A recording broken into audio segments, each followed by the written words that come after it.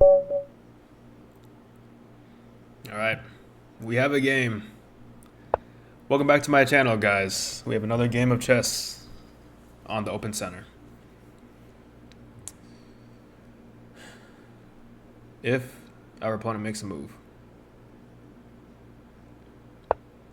Oh. And today, we are playing Scandinavian. Main move here is okay. I think we just trade queens and just call it even. Do I want to? Yeah, let's do it.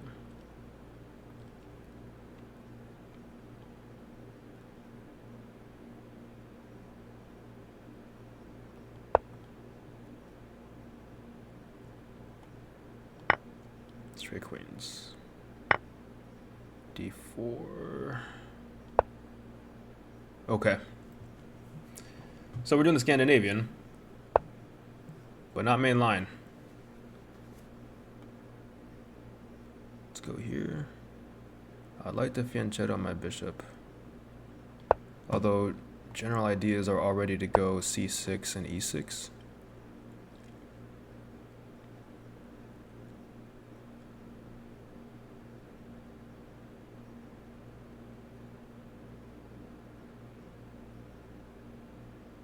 I'm not worried about losing that c2 pawn. So I might go knight to b5.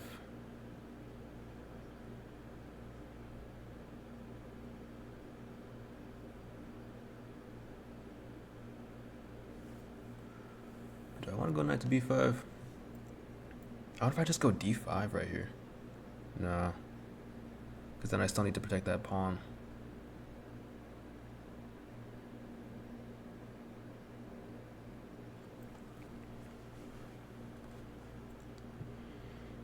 Yeah, I think I go knight to b5, and then on c6, bring it back to a3.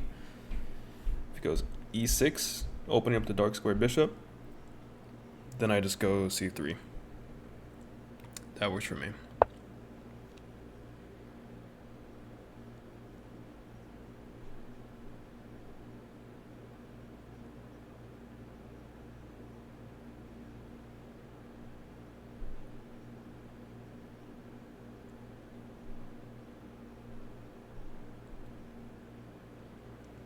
All of his pieces are in this quadrant.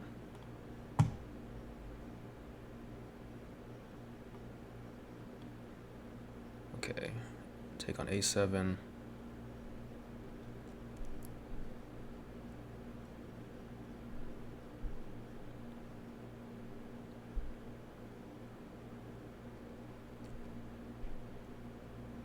So take on a7, or do I just go c3?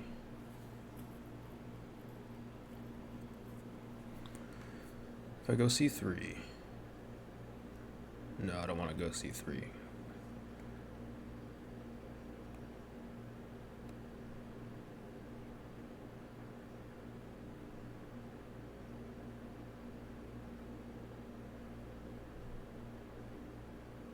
I could try knight to e5. Is that going to do anything? Knight to e5.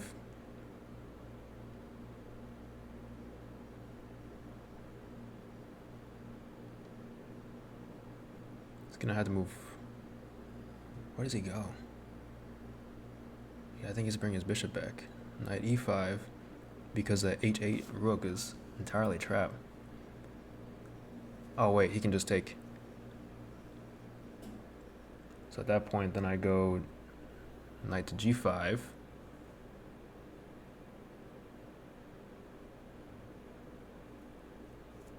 Yeah, I don't. Oh, but then if he goes knight g5, then he can go. Okay.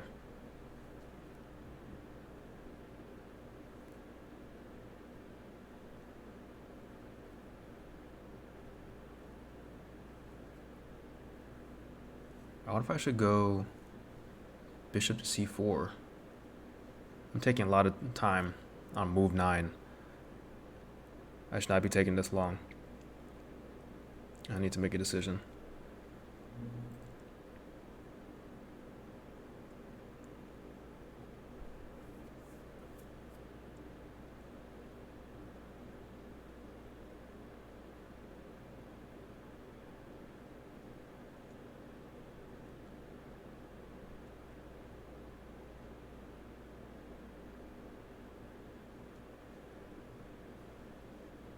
Maybe I go c4.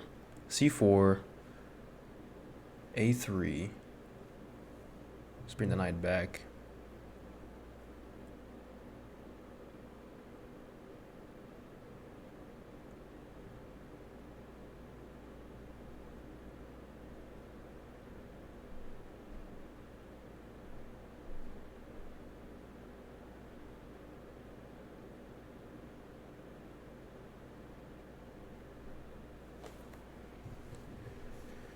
Okay.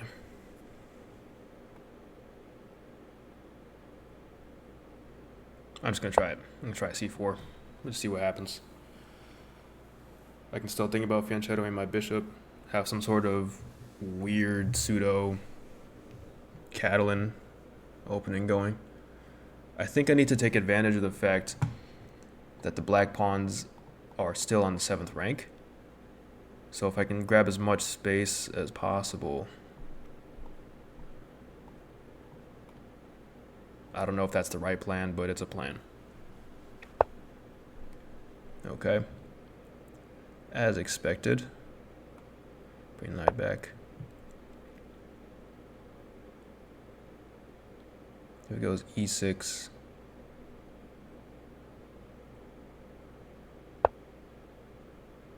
That's a bishop. Dude, I'm sorry. I'm not gonna allow that.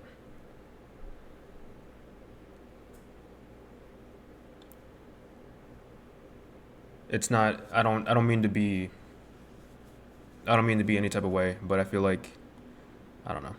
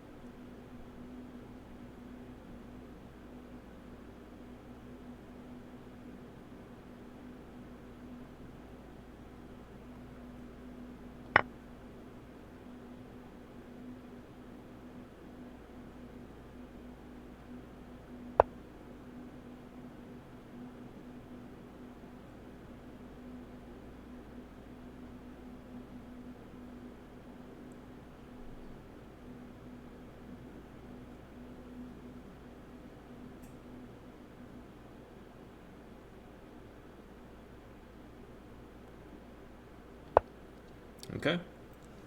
Let's not lose that knight.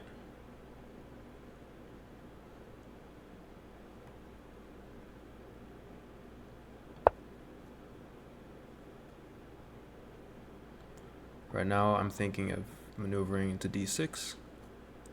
I'm not really threatening anything on f7. It might be premature.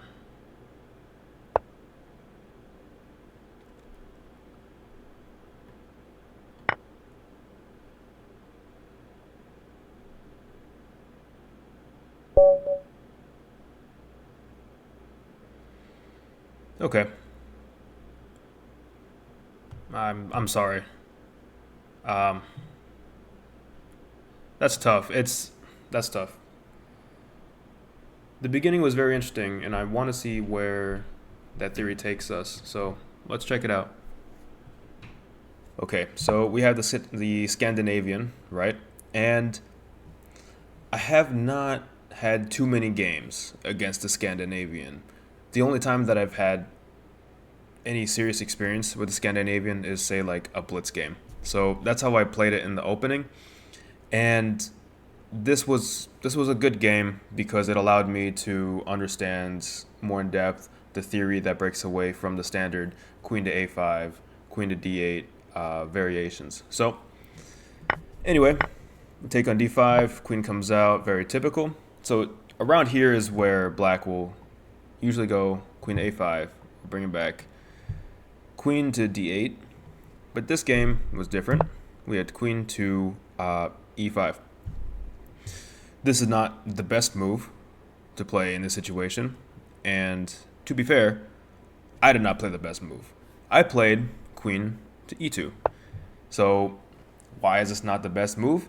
Well, with the Scandinavian, when you're playing as white, you have a good advantage because black has abandoned the chess principle of not bringing the queen out too early. So you have the advantage of harassing black around the board while doing very standard developing moves, getting your position set up. And queen e2 helps black get rid of this moving target, this target on their back. Because after queen takes and bishop takes, black just begins to develop as usual, and any advantage that you had as white as far as momentum and a lead in development is washed away. You guys are basically in a symmetrical position with not much to show. So rather than queen to e2 helping black out, you want to go bishop to e2. Black, in this case, wants to respond with bishop to g4 to exploit this pin here. But at this point, this is when you proceed with the typical Scandinavian strategy for white. You push d4, right? So the only way that black can save their pieces here is to trade, right? Trade on e2. You retake with the knight. And then black has to move their queen away. Now look at this. We're at move 6, and black has already moved their queen 1, 2, 3 times. In that same span, when you go bishop to e2, you've developed your d-pawn, both of your knights, your dark square bishop is open, and at any point, you're ready to castle. So look at your development and look at black's development, and understand that this is why queen to e5 is not the best move. Okay, but in any case, I played queen to e2. My opponent played knight to c6. We traded, and I just went with the standard ideas. d4, right? Knight goes to g6. I start developing as well, attacking my c-pawn, and I played knight to b5. This is a nothing move, and the reason why I call this a nothing move is I'm not really threatening c7 or even a7. I know black wants to castle long. So the original thinking was, instead of directly protecting c2, I would counterattack. But this is just, it's a loose move. It's a loose position. Because look at this. On top of allowing my knight just to get kicked at any point, I'm also taking away b5 from my light squared bishop. In this case, the best move would be to push to d5, because look at this pawn. Black has no way of stopping this d-pawn, at least as it stands right now. So on top of this, pushing to d5 allows you to control c6 and e6, or really anything that this e-pawn can do. So because d5 is holding down these two squares, look at black's bishop. Since they have their knight on g6, they can't fianchetto. And now, say they open up their e-pawn, you take here. The position is fine for black, but think of how many times black has had to move their same pieces multiple times, while you're out here just developing like standardly, no problems whatsoever. So yeah, so knight to b5 it's really a nothing move. It's taking away good squares from the bishop and overextending my position. But that's what I played. c4 is another nothing move that I feel like I played. There's nothing that's being accomplished here. Sure, I'm saving it from being captured on c2, but I'm now allowing black just to kick my knight. So any momentum that I had built up from this opening in 2 moves, I managed to throw it away with the empty threat of knight to b5, exposing myself to being kicked back, and then pushing c4. So in this case, the engine says I should have just traded on a7, which in my mind, it makes sense. You have an isolated queenside pawn, which is good, right? But you also have this open a file now and an exposed king. So it's not like a huge advantage for white. You're not winning just straight out of the position, but at least you're still able to keep your momentum, which unfortunately, blundering the bishop, it nullifies having that momentum. But let's keep looking at the game. Right. So a similar thing with overextension came up again. So this isn't a big deal, but the engine says that rather than knight to g5, which again is an okay move, it says I should have taken on h6. This way it's just white is already on material. Just clean up the board, destroy the pawn structure, right? Don't do anything crazy. Just keep holding your position. And then from here, yeah, it's unfortunately my opponent blundered their knight after that. So yeah, so for me, key takeaways are the theory behind queen to e5 check, right? Just to go through it again. e4, d5, e takes d, queen takes d, knight to c6, queen to e5, as opposed to a5 or d8. Rather than playing into black's hand, you need to block it with the bishop. And if they try to exploit this pin, you attack their queen. If the queen goes anywhere else, you take that bishop, right? So here, you retake with the knight, so you're able to develop your pieces, and so you can castle afterwards. And now the queen is still under attack, so black will have to remove the queen. So this is the theory. So that's the first takeaway. Second takeaway is really minimizing these like kind of nothing moves and just going for d5. So instead of knight to b5 there, just push d5. Just you keep putting pressure on black here, and you just, if it's not broke, don't fix it. So, and then, I mean, I don't know if you would call it the same thing. I think it's similar to the overextension, because here, what was the continuation?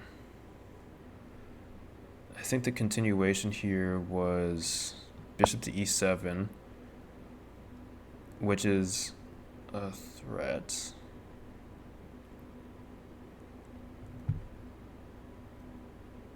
So anyway, there's a continuation here where black will push f4 and just start ganging up on your pieces. So then again, that momentum you built up starts to reel back. Okay. Well, just want to keep it short and sweet. Thank you for watching my game, guys, and the analysis following. Stay tuned for more chess. We'll be back again, just consistently uploading videos. And until next time, I'll see you guys there. See ya.